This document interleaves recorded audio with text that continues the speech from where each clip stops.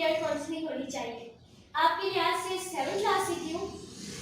अच्छा, आमतौर पे क्योंकि हम मैट्रिक के बाद हमारे पास ऑप्शन ज़्यादा होते हैं, FSc, engineering, medical, ICS, Icom, FA, diploma वगैरह, इसी वजह से लोग ज़्यादा वहाँ सोचते हैं। और 7th क्लास से इसलिए वो कैरियर काउंसलिंग की तरफ नहीं आते कि बच्चा साइंस ही करे। हम नकम्मे से नकम्मे, कमज़ोर से कमज़ोर बच्चे को भी साइंस करवा रहे होते हैं।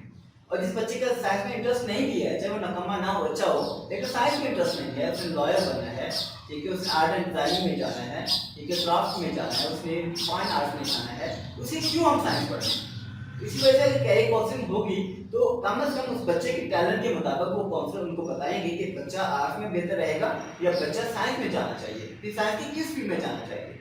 उनका अक्सर ये भी होता है कि बच्चा मैट्रिक में बायो रख लेता है, लेकिन उसका बायो में कोई इंटरेस्ट नहीं होता, तो बायो में बहुत मेहनत करनी पड़ती है एज कम्पेयर टू कंप्यूटर।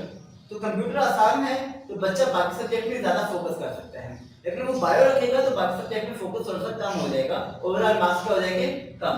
अगर उसे आगे करनी ही इंजीनियरिंग है तो बायो क्यों पढ़े, जरूरत नहीं पढ़ने की। इसी वजह से आई थिंक 7 से होनी चाहिए। अदरवाइज किस बच्चे की इस वक्त 7 से नहीं हुई और उसने मैट्रिक पास कर लिया है तो कम से कम मैट्रिक के बाद तो लाजमी होनी चाहिए। ठीक, इसी लोग कहते हैं कि मैट्रिक के बाद लाजमी होनी चाहिए, इसके बाद तो कोई गुजारा ही नहीं है।